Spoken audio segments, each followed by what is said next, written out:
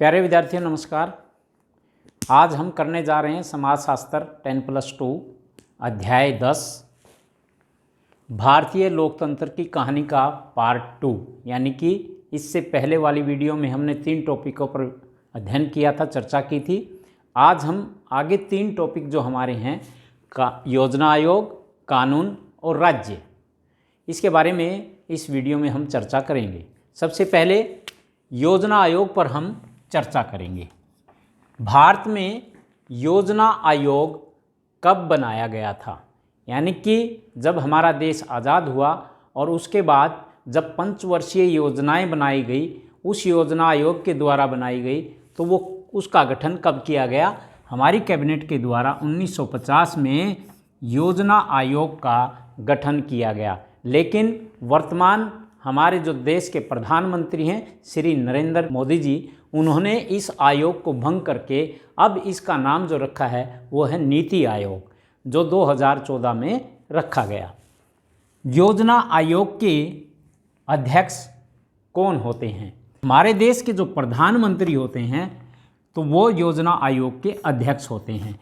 इसके तहत ही पंचवर्षीय योजनाएं बनाई जाती हैं। पंचवर्षीय यानी कि 5 वर्ष के लिए योजनाएं बनाई जाती हैं। वो क्यों बनाई जाती हैं? क्योंकि उससे आंकलन किया जाता है, उससे ये बताया जाता है कि हमें स्वास्थ्य पर कितना खर्च करना है, यानी कि स्वास्थ्य सेवाओं पर कितना खर्च करना है, सड़कों पर कितना खर्च करना है और कृषि पर कितना खर्च करना है। तो इस प्रकार से योजनाएं बनाई जाती हैं 5 वर्ष के लिए, इसीलिए उसको पंचवर्षीय योजना कहा जाता है। जो पंचवर्षीय योजना के अध्यक्ष होते हैं या योजना आयोग के जो अध्यक्ष होते हैं वो हमारे देश के प्रधानमंत्री होते हैं। पंचवर्षीय योजनाओं का मॉडल जो है कहाँ भारत ने किस देश से लिया था? यानी कि जो पंचवर्षीय योजनाएं भारत में बनाई जाती हैं, इससे पहले किस देश में इस प्रकार की योजनाएं चलती थी? वो थी सोवियत संघ से भारत ने इस मॉडल को प्राप्त किया था, इस प्रकार का ज्ञान ग्रहण किया था।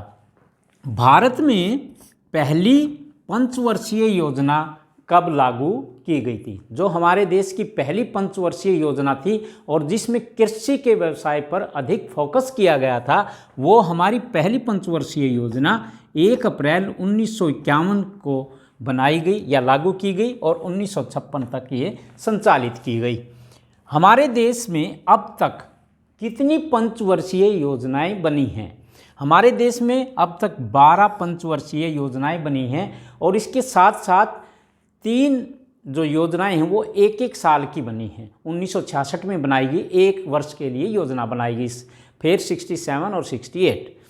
तो इस प्रकार हमारे देश में अब तक 12 पंचवर्षीय योजनाएं बनाई गई हैं, जिसके तहत सभी विकास कार्य किए जाते हैं।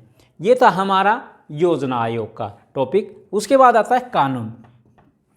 इसी अध्याय में हमारा है ऐसे कौन से कानून हैं जो हमारे लिए उचित माने गए हैं।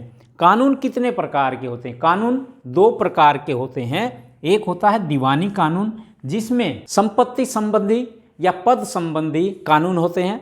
दूसरा होता है फौजदारी कानून, जिसमें अपराध संबंधी कानून होते हैं।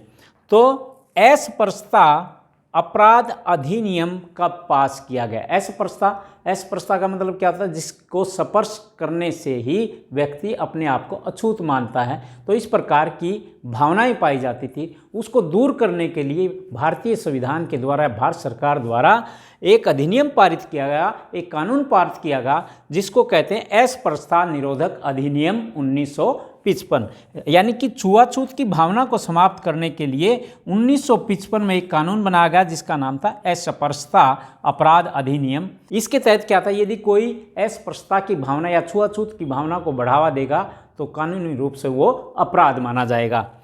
उसके बाद आता है दहेज निरोधक अधिनियम कब पास किया गया? यानी कि दहेज लेना और देना इस अधिनियम के तहत आता है। यदि कोई ऐसा करता है तो उसे दंडित किया जाता है। दहेज निरोधक अधिनियम 1961 में पास किया गया, लेकिन 1986 में फिर इसमें संशोधन किया गया। तो उसके बाद अगला प्रश्न हमारा बनता है सती प्रथा विरोध कानून कब पास किया गया? सती प्रथा निरोधक अधिनियम 1829 को पास किया गया। बहुविवाह प्रथा यानी कि एक से अधिक विवाह करना, बहुविवाह प्रथा किस कानून द्वारा खत्म की गई। हिंदू धर्म में एक से अधिक विवाह नहीं कर सकते हैं, तो हिंदू विवाह अधिनियम 1955 के तहत बहुविवाह प्रथा को समाप्त कर दिया गया। प्यारे बच्चों, अब हम करेंगे राज्य व सरकार। पहले हम राज्य टॉपिक का अध्ययन करेंगे, उसके बाद हम सरकार का अध्ययन करेंगे। तो राज्य किसे कहते हैं?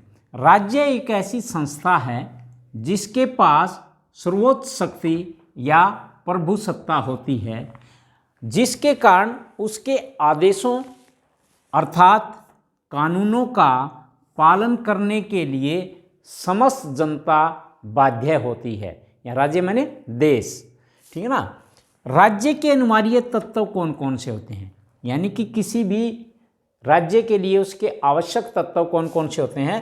पहला तो जनसंख्या, प्रत्येक देश की अपनी एक जनसंख्या होती है।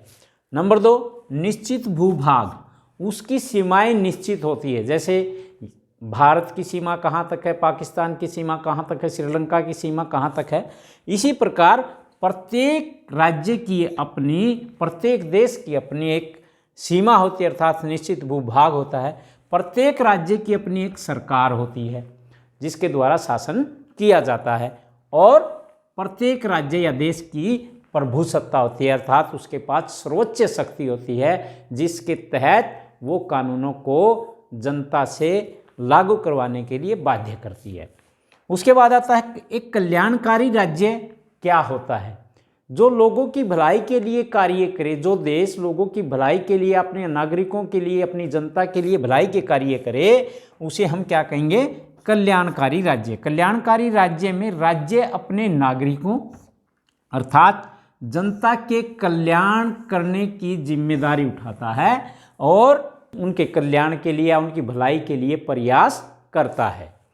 अब आता कि सामाजिक नियोजन क्या होता है? ये भी राज्य से संबंधित है। वह व्यवस्था, सामाजिक नियोजन वह व्यवस्था या वह विधि जिसकी मदद से समाज की विभिन्न प्रकार की सामाजिक हों या फिर आर्थिक समस्याएं हों, उनके समाधान के लिए प्रयास किया जाता है। इस प्रकार की प्रक्रिया जो होती है वो सामाजिक नियोजन कहलाती है। अब हम करेंगे सरकार।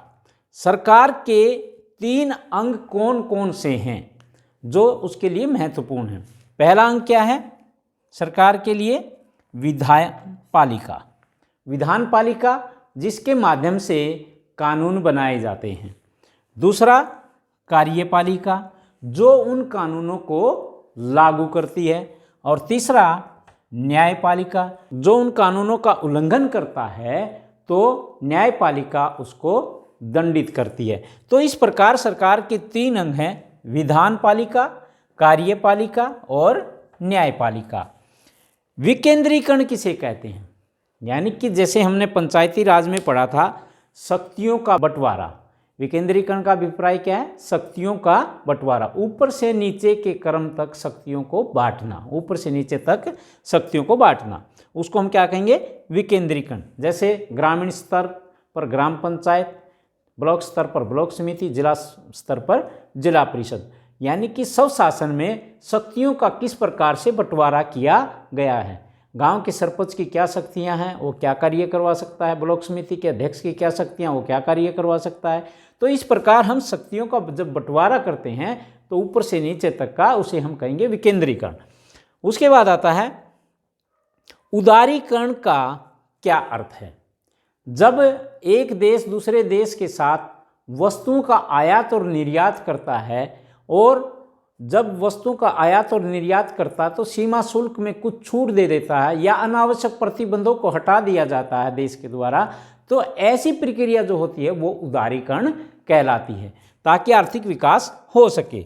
यानी कहने का अभिप्राय, उद्योगों तथा व्यापार पर अनावश्यक प्रतिबंधों को हटाना ताकि अर्थव्यवस्था अधिक प्रगतिशील और खुली हो सके, ताकि देश का विकास हो सके। तो इस प्रकार की जो प्रक्रिया होती है उसे हम उदारीकरण कहते हैं। किन्हीं भी 2 राष्ट्रीय राजनीतिक दलों के नाम बताओ।